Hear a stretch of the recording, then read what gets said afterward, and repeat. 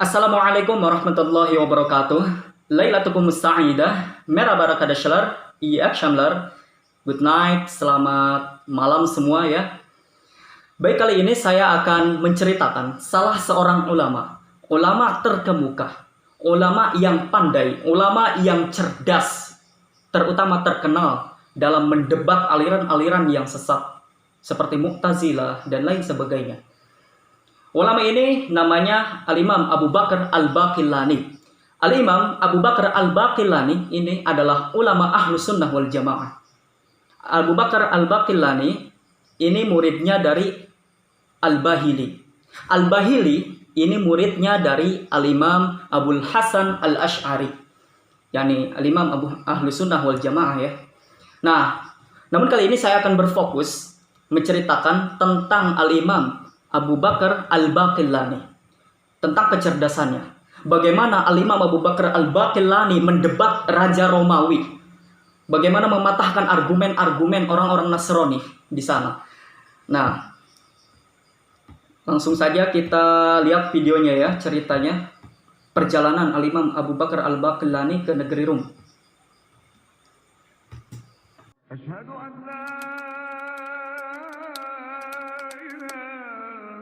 كان القاضي أبو بكر الباقلاني من علماء المسلمين في القرن الرابع الهجري في العهد العباسي وعهد الدولة البويهية التي سيطرت على أغلب العراق آنذاك. وقد ذاع صيت الباقلاني لسعة علمه وكثرة مؤلفاته، وكانت له عدة مناظرات مع المعتزلة وغيرهم من الفرق الضالة. Dikisahkan bahwa ada seorang ulama yang bernama Al-Imam Abu Bakar Al-Baqillani. Beliau adalah ulama yang hidup pada abad keempat Hijriyah, yakni di masa dinasti Abbasiyah, yang dimana menguasai wilayah Irak dan lain-lain sekitarnya.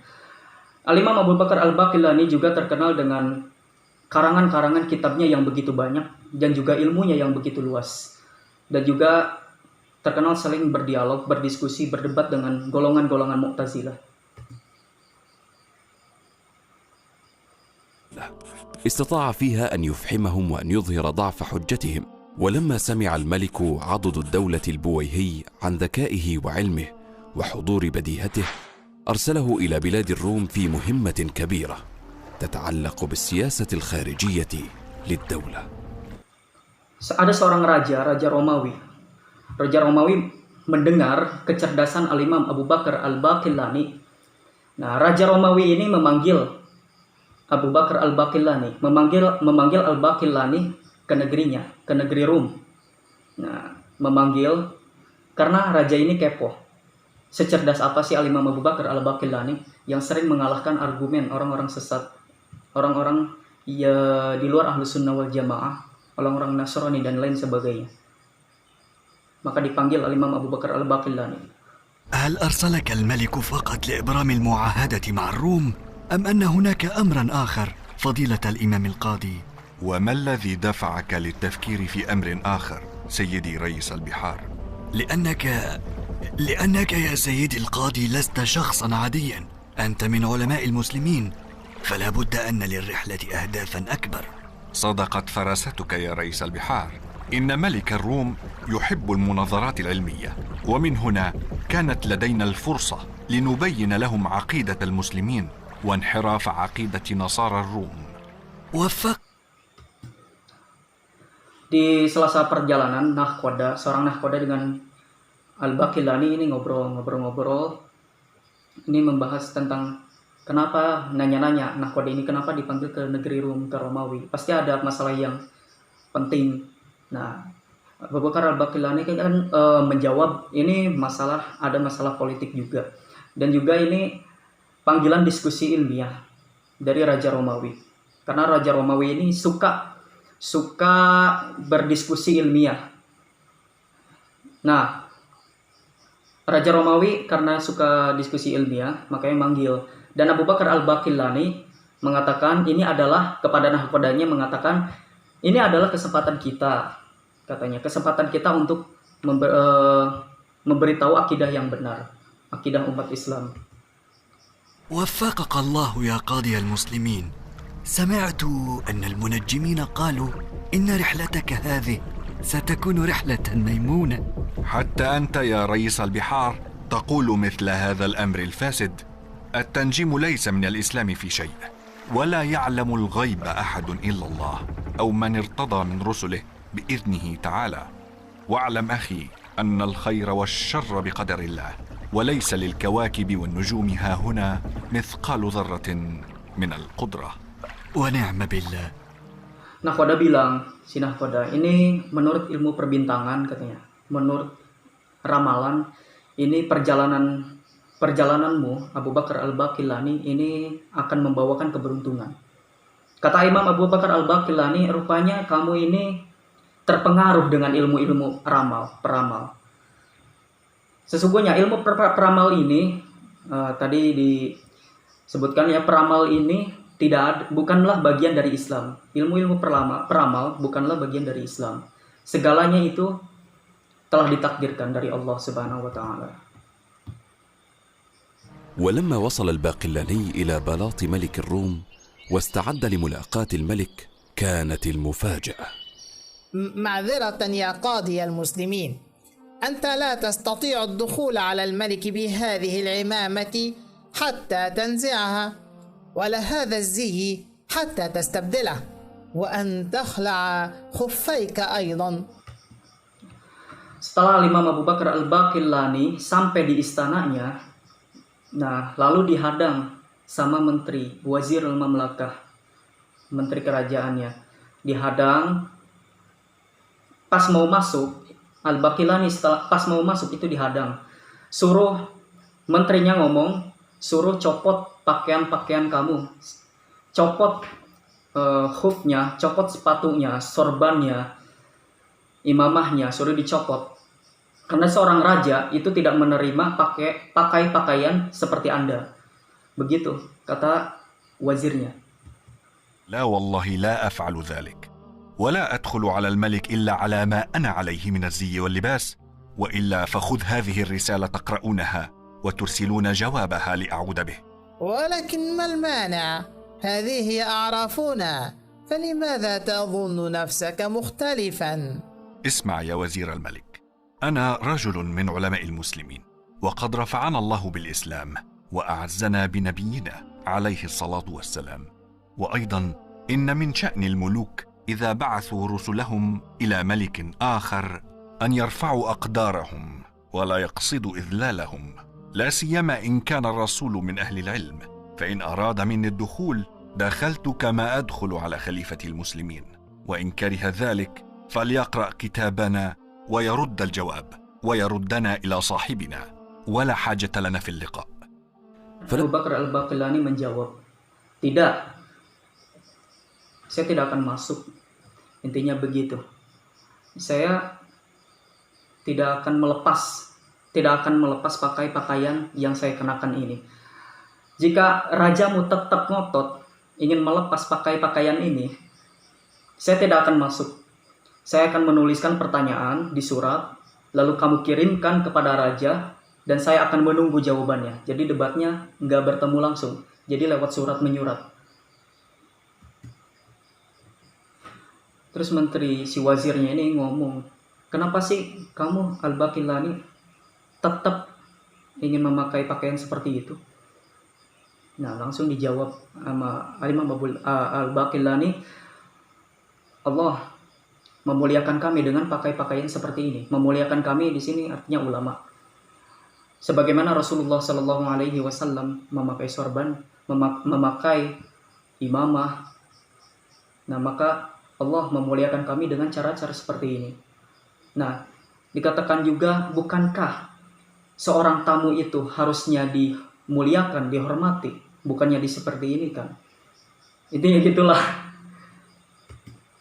فلما عرف الملك جوابه أمر به أن يدخل كما يريد، وقد عرف منزلة القاضي الباقلاني وما أوتيه من سعة العلم وقوة الشكيمة وحضور البديهة، وأنه مقدم في المسلمين ذو شأن عظيم بينهم.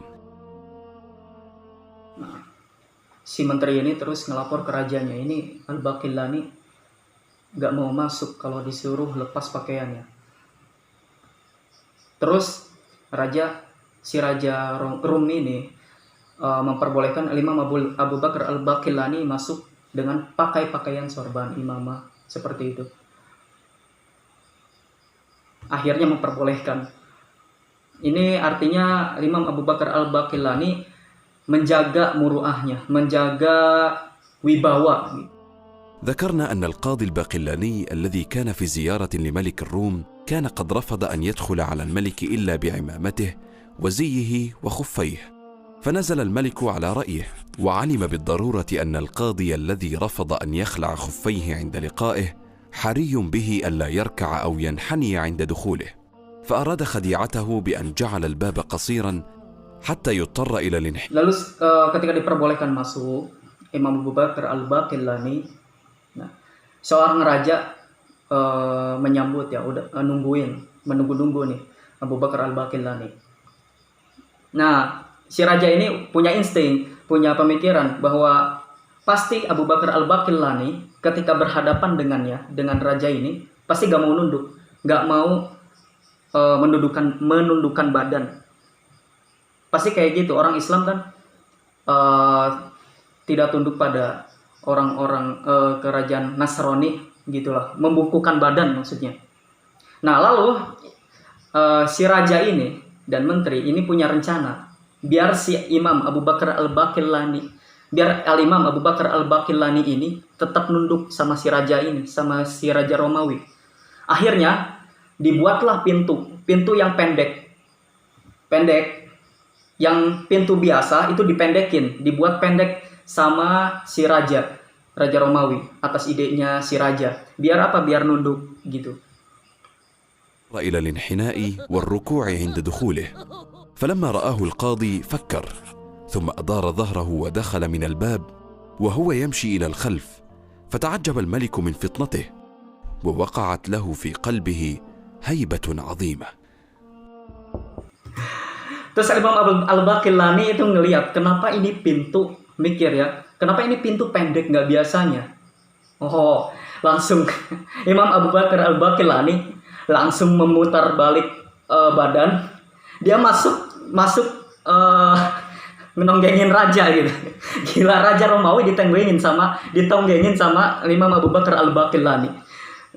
Jadi rajanya ditonggengin gitu pas masuk, nggak nunduk. Nah, ini cerdasnya Imam Abu Bakar al-Baqillani. Ketika raja merencanakan sebuah pintu yang membuat agar Imam Abu Bakar al-Baqillani nunduk, sama sebaliknya Imam Abu Bakar al-Baqillani malah menghinakan raja tersebut. Ini sungguh cerdasnya ulama-ulama terdahulu. تفضل يا وزير الملك. الملك يريد أن يطمئن عليك وإن كنت قد استرحت من سفرك ومن مراسم الاستقبال، فإن هناك أمرا من أمور العقيدة يريد الملك أن يناقشه معك بنفسه.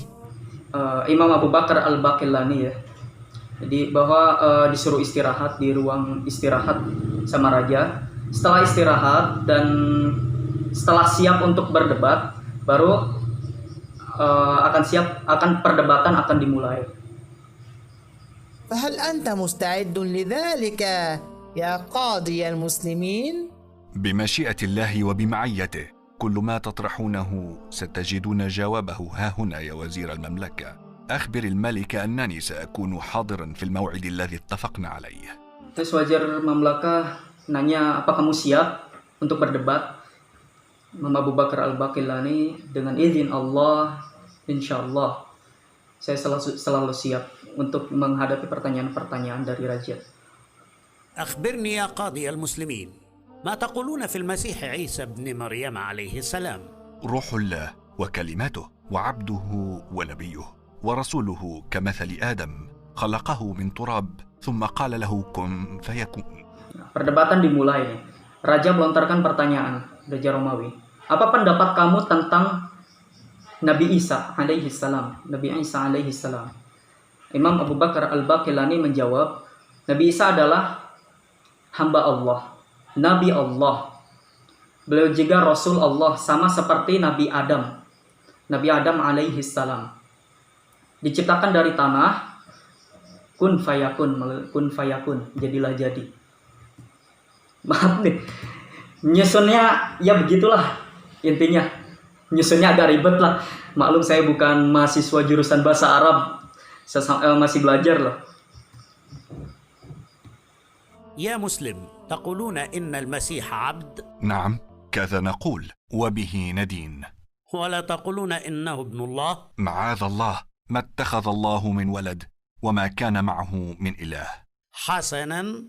Wahai Muslim, kata si raja, kamu meyakini bahwa Nabi Isa adalah hamba Allah. Apa kamu tidak mengatakan Nabi Isa anak Tuhan, anaknya Allah? Kata raja. Nah, lalu Imam Abu Bakar Al-Baqillani menjawab, Allah tidak menjadikan Nabi Isa itu sebagai anak. Nabi Isa bukanlah anak Tuhan. Na'udzubillah min dzalik. Tidak seperti itu. فهل العبد يخلق ويحيي ويميت ويبرئ الأكمه والأبرص؟ Kemudian raja membantahnya. Apa benar seorang hamba bisa menghidupkan kembali seseorang yang telah mati? Terus bisa menyembuhkan penyakit kusta dan menyembuhkan orang yang buta? لا يقدر على ذلك، بل ذلك كله من فعل الله تعالى. ولكن كتابكم القرآن ذكر فيه أن المسيح فعل كل ذلك، خلق وأحيا الموتى وأبرأ الأكمه والأبرص، ثم تأتي أنت وتنفي ذلك كله وتقول إن المسيح عبد، أعبد ويخلق، أعبد ويحيي الموتى، أعبد ويبرئ الأكمه والأبرص. Imam Abu Bakar Al-Baqillani menjawab Nabi Isa tidak ada kemampuan untuk melakukan hal tersebut dengan sendirinya. Lalu dibantah lagi sama Raja Romawi, Raja Rom. Ini kan telah disebutkan dalam kitabmu Al-Quran bahwa Nabi Isa itu bisa menghidupkan orang yang mati, menyembuhkan penyakit kusta, menyembuhkan orang yang buta, dan lain sebagainya. Itu ada di Al-Quran kamu, itu ada. لا، إنما أخبرنا الله تعالى في كتابه أن المسيح عليه السلام قد فعل كل ذلك بإذن الله. خلق من الطين طيرا ثم نفخ فيه بإذن الله، وأحيا الموتى فقط بإذن الله، وأبرأ الأكمه والأبرص بإذن الله وحده لا شريك له. ولو كان المسيح يحيي الموتى ويبرئ الأكمه والأبرص من ذاته وقوته.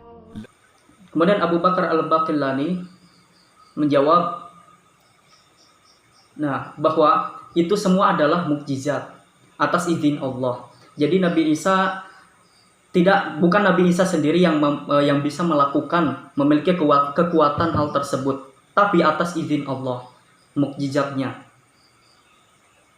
لجاز أن يقال إن موسى فلق البحر وأخرج يده بيضاء من غير سوء من ذاته، ولجاز أيضا أن يقال إن سائر معجزات الأنبياء وكأنها من أفعالهم دون إرادة الخالق. فلما كان ذلك لا يجوز عليهم، لم يجوز أيضا أن تسند المعجزات التي ظهرت على يد المسيح إليه، بل معجزة المسيح كمعجزات سائر الأنبياء كلها بإذن الله وحده. Imam Abu Bakar Al-Baqillani menjawab kembali, ini tentunya sama seperti mukjizat-mukjizat para nabi yang lainnya, seperti Nabi Musa alaihi salam, kemudian nabi yang lainnya. Itu semua adalah atas kehendak Allah, atas izin Allah dengan mukjizat tersebut. Tidak boleh dikatakan seolah-olah Nabi Isa atau Nabi Musa dan nabi yang lain melakukan sesuatu mukjizat itu dengan sendirinya, tapi atas izin Allah. ولما يئس ملك الروم ومن معه بمناظرة قاضي المسلمين أبي بكر الباقلاني أرادوا إغضابه والنيل منه، فذكروا زوجة نبينا صلى الله عليه وسلم بسوء. فماذا كان رد الباقلاني وكيف أجاب؟ Lalu seorang raja setelah lelah berdebat dengan Imam Abu Bakar Al-Baqillani, raja ini mengutus seorang pendeta untuk menanyakan hal-hal yang menjebak kepada Imam Abu Bakar Al-Baqillani. تفضل يا قاضي المسلمين. ما اعتدنا أن تتأخر علينا لحظة عن موعدك، فما أخرك؟ كان الموعد بعد صلاة العصر كما اتفقنا يا ملك الروم، وقد حضرت ما إن انتهيت من الصلاة. Nah, ketika datang raja ngomong, kenapa kamu terlambat gitu? Terlambat dalam perjanjian dan tidak tepat waktu gitu dalam pertemuan debat kali ini. Kata Abu Bakar Al-Baqillani, tadi saya sudah sholat asar gitu. Telah melaksanakan sholat asar. لم أتصور أن ألتقي بمن يقدم أي موعد عن موعدي. الصلاة عندنا يا ملك الروم كانت على المؤمنين كتابا موقوتا، وقول الله أكبر في الأذان عندنا يذكرك بأنه سبحانه وتعالى أكبر من كل شيء. Kata rajanya, kamu ini tidak tepat janji, tidak menepati janji dengan tepat gitu.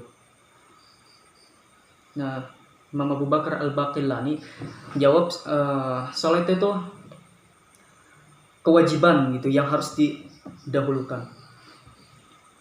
Sholat itu kewajiban yang harus didulukan. Panggilan adzan Allahu Akbar itu akbar kulli syai', akbar lebih besar dari apapun. Jadi panggilan Allah itu lebih utama dari apapun.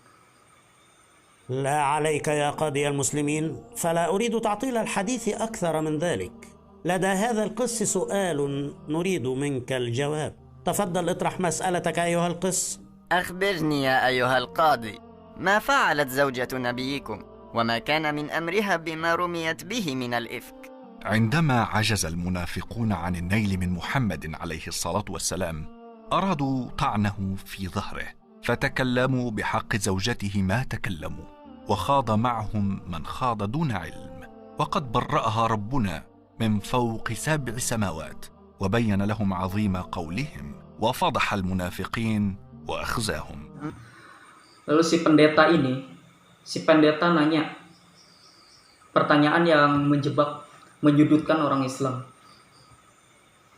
Katanya, apa yang dilakukan oleh istri Nabi, Sayyidah Aisyah? Masa seorang istri Nabi seperti itu? Jadi ada namanya hadis ifki. Hadis ifki ini hadis tentang Sayyidah Aisyah, pembersihan nama Sayyidah Aisyah. Jadi ada suatu kejadian ya yang dulu, suatu kejadian bahwa suatu ketika ada Sayyidah Aisyah beserta rombongan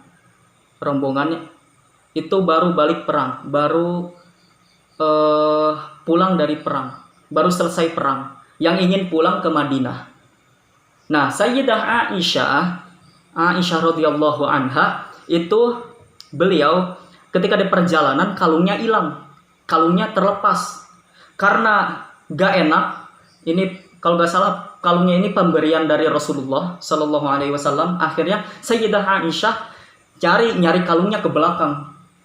Nah, tanpa mengabari pengawalnya, tanpa mengabari para prajuritnya. Nah, setelah kalungnya selesai, baru Sayyidah Aisyah ini ketinggalan rombongan. Nah, lalu para pengawal dan Rasulullah ini heran kemana ketika melihat tandu, kok nggak ada Sayyidah Aisyah nggak ada. Nah, pada panik kan, itu rombongannya pada panik, kemana Sayyidah Aisyah? Soalnya pergi nggak bilang, ambil kalung nggak bilang. Lalu Rasulullah beserta rombongan itu berhenti di suatu tempat untuk menunggu dan mencari Sayyidah Aisyah.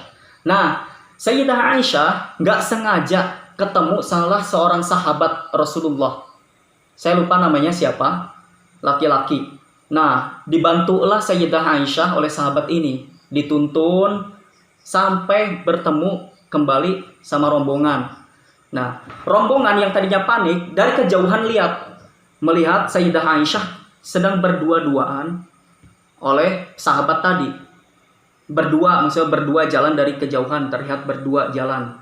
Nah, orang-orang munafik, orang-orang yang benci Rasulullah memanfaatkan momentum seperti ini. Jadi membuat berita hoax Sayyidah Aisyah melakukan membuat zina, melakukan hal-hal maksiat, melakukan zina dengan sahabat yang telah membantunya. Ya seperti itu, hoax, menyebar hoax, orang-orang yang munafik, orang-orang yang membenci Rasulullah. Nah, lalu kemudian turunlah hadis ifki, hadis pembersihan nama Sayyidah Aisyah, bahwa Sayyidah Aisyah itu tidaklah berzina, bahwa Sayyidah Aisyah itu suci. نعم، من يصدق بكتابكم القرآن سيصدق هذه الرواية، ولكننا نريد برهانا ماديا بعيدا عن القرآن، فلو كنا مؤمنين به ما دارت بيننا هذه المناظرات من البداية. Nah, lalu Imam Abu Bakar Al-Baqillani diomongin sama pendeta ini. Kami tidak menerima dalil Al-Quran kamu, dalil hadis kamu, kami tidak menerima dalil. Kalau kamu mengutarakan dalil, kami gak akan percaya dan tidak akan terjadi sebuah perdebatan dari awal. Kami tidak menerima dalil, intinya begitu kata si pendeta. يا هذا، ألا تعلم أنني قبل أن أكون عالما من علماء المسلمين فأنا أيضا قاض؟ فتعال أعلمك قاعدة ذهبية لعلها تنفعك يوما ما. تقول القاعدة: إن البينة على من ادعى، أي أنت المطالب بالدليل لا أنا. أما الدليل فليس عندي، فهذا أمر حدث على أرضكم، وإنما أنقل لك كلاما ردده بعضكم. Lalu Imam Abu Bakar Al-Baqillani menjawab juga, karena apakah kamu tahu saya seorang ulama muslimin. Ulama itu kan selalu melestarikan, menyampaikan dengan dalil-dalil yang ada dalam hadis dan Al-Quran. أني أقرب لك الأمر. ألم يقل اليهود في مريم ما قالوا فيها بعدما أتت بعيسى تحمله؟ ألم يقل بعضهم لقد جئت شيئا فريا؟ ألا تعلم أن بعضهم ما زال يردد هذا البهتان العظيم؟ بلى، ما زالوا يرددونه إلى اليوم. حسنا، فهما امرأتان في التاريخ، امرأة لم تتزوج وهي مريم ومع ذلك أنجبت ولدا، وامرأة تزوجت وهي عائشة ومع ذلك لم تنجب ولدا. فإن تطرق في الذهن الفاسد احتمال ريبة فهو إلى الأولى أسرع، وهما بحمد الله منزهتان مبرأتان من السماء، ولكنكم أنتم اتهمتم التي تزوجت ولم تنجب، ونحن برأنا التي لم تتزوج وأنجبت ولدا.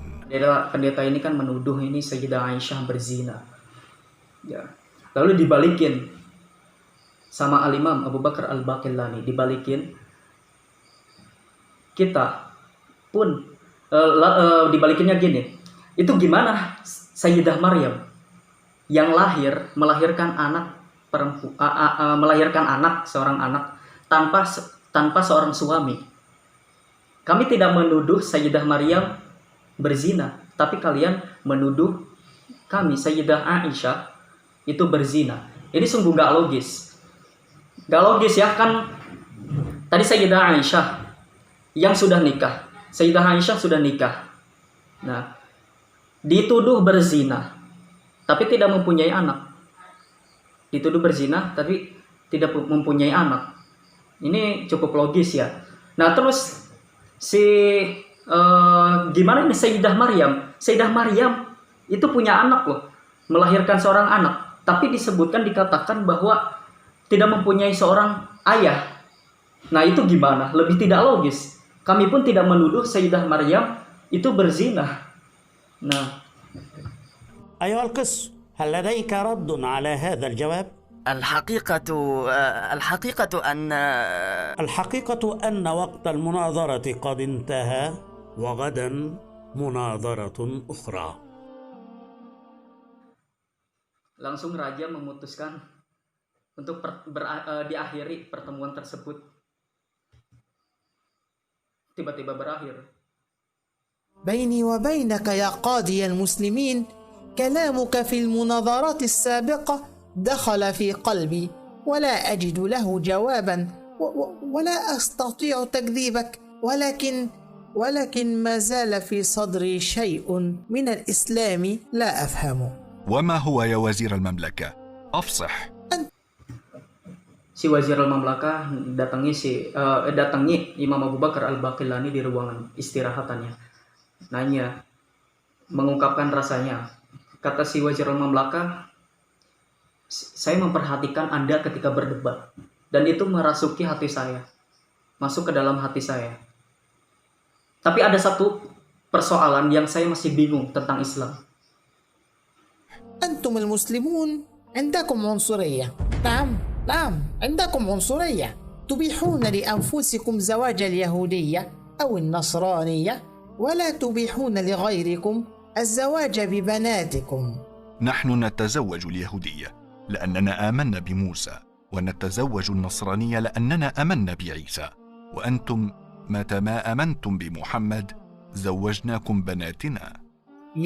Si menteri ini nanya, kenapa sih orang Islam itu, laki-laki muslim itu boleh menikahi wanita Yahudi dan Nasrani, sedangkan seorang muslimah itu tidak diperbolehkan menikah dengan orang yang berbeda agama.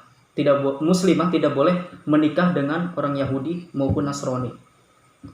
Kemudian dijawab Imam Abu Bakar al-Baqillani, kita diperbolehkan menikah dengan Yahudi dan Nasrani karena kami itu beriman kepada Nabi Musa. Kami juga beriman kepada Nabi Isa alaihi salam. Sedangkan kalian, sejak kapan kalian itu mengimani Nabi Muhammad sallallahu alaihi wasallam? يا إلهي ألديك جواب لكل شيء؟ اليوم أنا أسألكم يا وزير المملكة، وأنتم عليكم الجواب. Kata wazirnya, sepertinya Anda tahu seluruh jawaban dari setiap pertanyaan. Si wazir ini terkejut. حسبما فهمت يا ملك الروم، فأنتم تقولون إن اللاهوت اتحد بالناسوت، فكيف ذلك؟ هل من الممكن أن تفسر لنا؟ الأمر بسيط. اللاهوت أي أن الإله عندنا له صورته الإلهية المتمثلة في الأب، أما الناسوت فهو الصورة البشرية المتمثلة في المسيح الابن. ولكن لماذا؟ ما الدافع لأن ينقسم الإله إلى صورتين أو ثلاثة بإضافة روح القدس حسب زعمكم؟ لقد كانت الغاية من نزول الإله في صورته البشرية ثم صلبه هي أن يخلص الناس من ذنوبهم، وهو ما يعرف عندنا بعقيدة الخلاص. حسنا. Imam al-Baqillani nanya sekarang, gimana itu tentang lahut ya, dan nasut. Lahut dan nasut. Jadi di Tuhan mereka itu terbagi-bagi. Jadi ada yang lahut, nasut. Saya juga ingat-ingat lupa sih. Pokoknya terbagi-bagi bentuknya. Ada yang Tuhan manusia, Tuhan apa gitu. فسؤالي هو، هل كان المسيح يعلم أنه سيصلب كما تقولون إنه صلب وفعل به ما فعل، أم لم يكن يعلم؟ ربما علم أنه سيصلب وربما لم يعلم. لا أدري ما المغزى من سؤالك. لأنه إن لم يدري ما أراد اليهود به وما خططوا لأجله لبطل أن يكون إلها ولا حتى ابن إله، فمقام الألوهية يقتضي علمه للغيب. أما إن كان يعلم مسبقا ودخل في هذا الأمر على بصيرة فليس بحكيم، لأن الحكمة تمنع من التعرض للبلاء، فكيف يكون إلها كما تزعمون ويعذب ويصلب؟ Terus pertanyaan lagi Imam al-Baqillani. Mereka kan meyakini Nasrani itu bahwa Nabi Isa itu disalib. Yang disalib adalah Nabi Isa. Lalu Imam al-Baqillani nanya, apakah Nabi Isa, Tuhanmu itu, Nabi Isa yang kamu anggap Tuhan, itu mengetahui dia akan disalib? Nah, si raja jawab, itu bisa jadi tahu, bisa jadi enggak, katanya. Ya, kalau terus Imam al-Baqillani ngejawab, Gimana itu kalau seandainya dia nggak tahu, berarti membatalkan sifat ketuhanan. Masa Tuhan nggak tahu? Kan sifatnya Tuhan kan mengetahui segala sesuatu. Seperti itu kan. Jadi batal sifat ketuhanannya. Nah juga gimana itu Tuhan kok disiksa begitu? Tuhan kok nggak bisa menahan siksaannya gitu? Nggak bisa menangkal siksaan, nggak bisa menangkal bala. Sebenarnya yang menciptakan bala itu Tuhan atau manusia? لا إله إلا الله. ماذا تقول يا وزير المملكة؟ لا شيء لا شيء لا شيء.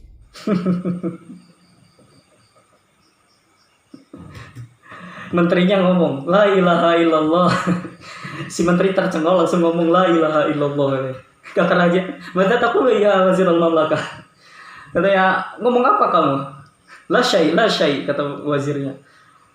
Tidak, bukan apa-apa, bukan apa-apa. فقط أتعجب من حجة هذا المسلم لقد فتننا في ديننا. Saya hanya takjub aja terhadap seorang muslim ini. علمنا أن القاضي أبا بكر الباقلاني كان قد ذهب إلى بلاد الروم رسولا لبلاده في قضية تتصل بالسياسة الخارجية للدولة، فانتهز ملك الروم هذه الفرصة ودارت بينه وبين الإمام الباقلاني عدة مناظرات قال عنها بعض المؤرخين إن الله أظهر فيها دينه على الدين كله. إلا أن أشهر تلك الوقائع وآخرها كانت عندما أراد الملك تكريم الباقلاني قبل رحيله من أرض الروم، فدعاه إلى يوم هو من محافل النصرانية، وبولغ يومها في مظاهر الاحتفال. Nah ini akhir Imam Al-Baqillani pas akhir mau pulang, sebelum pulang raja itu mengundang Imam Al-Baqillani buat menghadiri di perayaan hari keagamaannya sebelum Imam Al-Baqillani pulang ke negerinya. Nah, setelah diundang terakhir, مرحبا بالإمام الكبير قاضي المسلمين. ها أنا جئت ملبيا دعوتك يا ملك الروم في يوم عيدكم. اليوم أعرفك بضيف فريد من نوعه، عظيم الشأن كبير المقام، أدخل علينا البطرك. Dan di acara akhir ini, di perayaan mereka, si raja mengundang pendeta tertinggi, Batrok.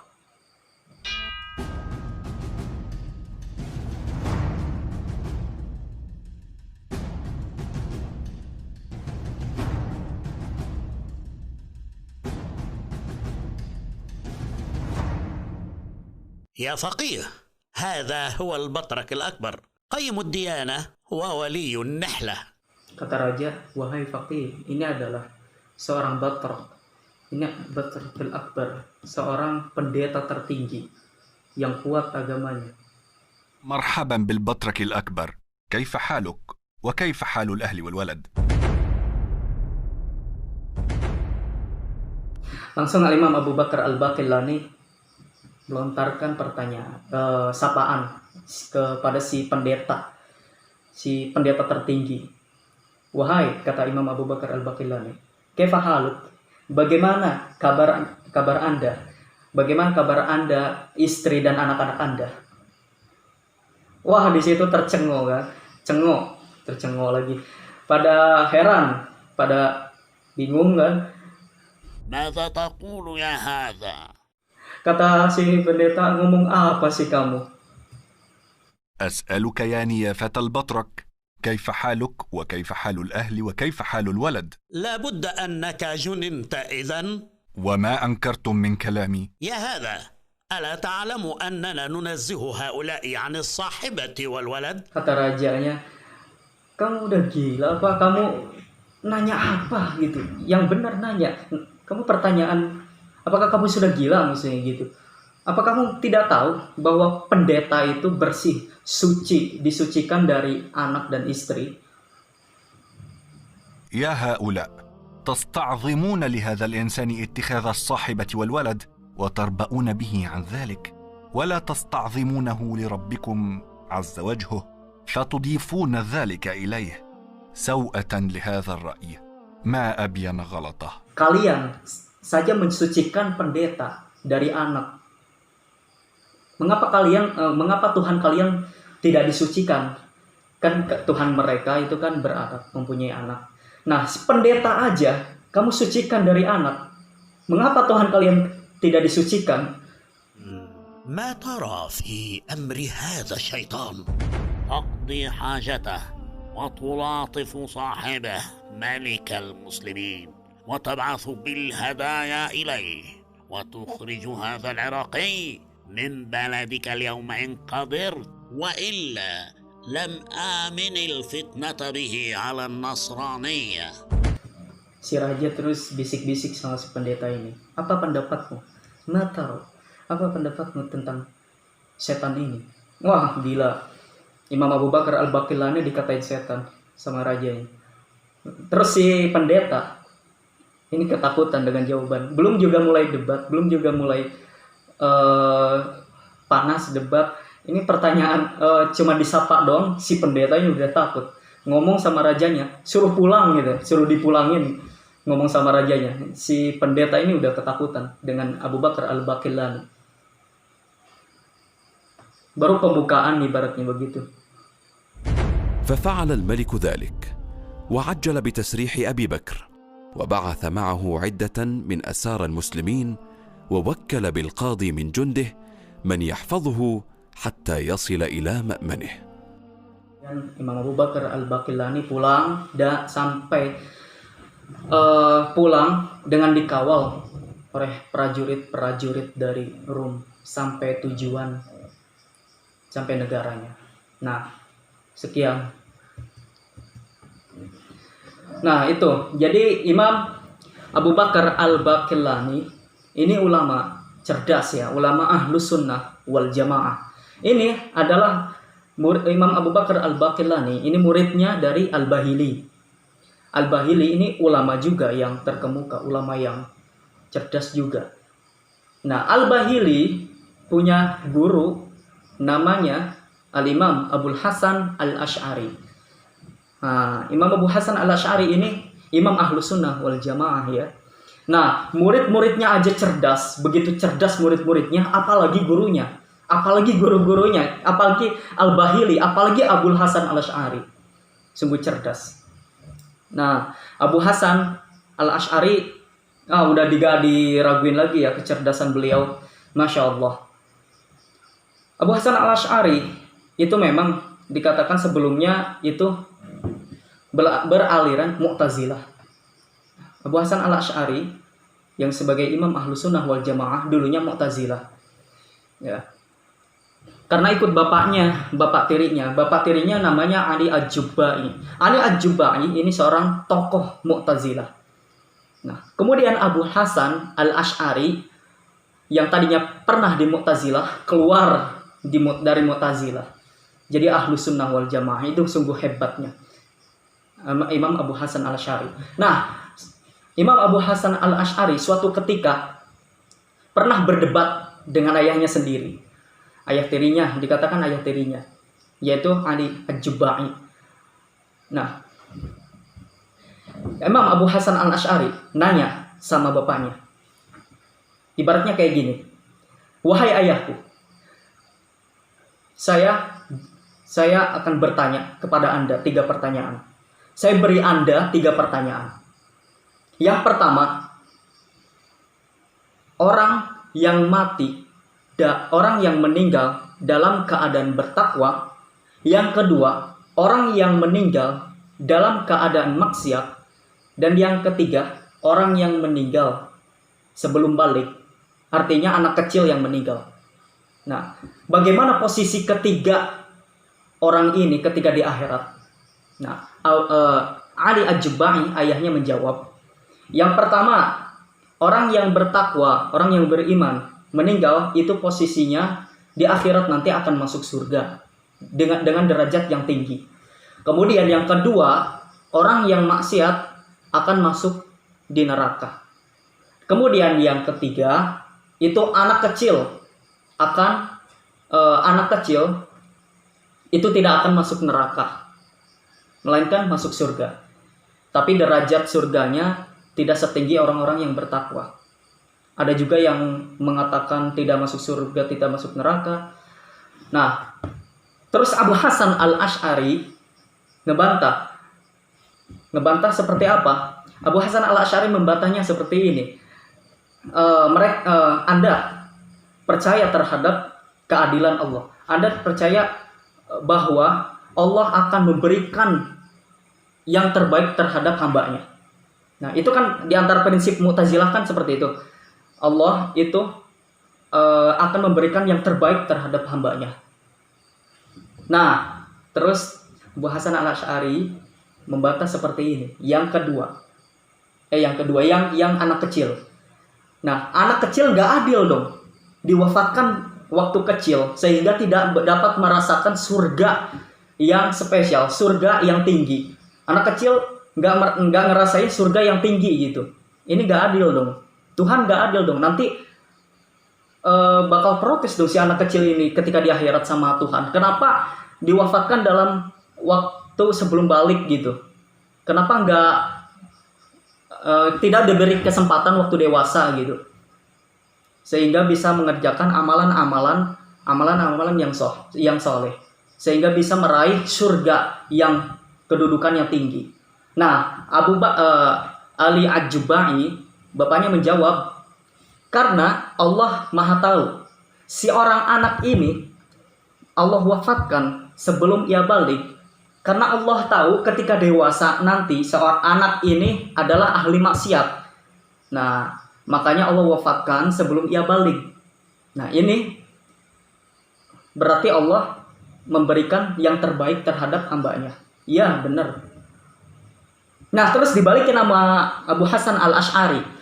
Lah terus nanti orang yang maksiat bakal protes dong sama Allah. Kenapa nggak diwafatkan dalam waktu sebelum balik aja, nggak diwafatkan waktu masih kecil aja gitu. Nah, sampai sekarang Ali Ad-Jubai nggak bisa jawab, dan pengikutnya sampai sekarang nggak bisa jawab. Nah, ini sungguh kekeliruan akidah Mu'tazilah, akidah mereka. Nah, langsung seketika itu Abu Hasan Al-Asy'ari mendeklarasikan dirinya keluar dari golongan Mu'tazilah. Nah, waktu itu disaksikan sama orang-orang yang banyak. Nah, Abu Hasan Al-Asy'ari keluar dari golongan Mu'tazilah beserta melepaskan jubahnya, lalu berpegang teguh pada Ahlus Sunnah wal Jamaah. Nah, lalu si jamaah Mu'tazilah, nah ini banyak yang keluar Mu'tazilah juga ngikut Abu Hasan Al-Asy'ari karena debat yang tadi. Masya Allah, alhamdulillah kita bisa bisa merasakan bagaimana tentang iman, bagaimana kita merasakan akidah yang benar, yakni pengikutnya Abu Hasan Al-Asy'ari, pengikutnya Ahlus Sunnah wal Jamaah. Ahlus Sunnah wal Jamaah Asy'ariyah Maturidiyah. Nah, golongan Abu Hasan Al-Asy'ari ialah golongan Ahlus Sunnah wal Jamaah yang meyakini bahwa Allah Subhanahu wa taala ada tanpa serupa dengan makhluknya, ada tanpa tempat dan tanpa arah. Allah maujudun bila makan. Semoga kita bisa ditetapkan, diwafatkan dalam keadaan iman, dan diwafatkan dalam keadaan akidah yang sahih, akidah yang benar. Amin ya rabbal alamin. Ya, mungkin cukup sekian. Mohon maaf apabila ada kesalahan. Mungkin ada kritik saran, ada kritikan. Saya mohon kritikannya bagi teman-teman atau kakak-kakak atau para ustadz, karena saya juga masih belajar ya, jadi saya juga perlu tahu jika ada kesalahan. Cukup sekian. Wassalamualaikum warahmatullahi wabarakatuh. Barakallahu fikum.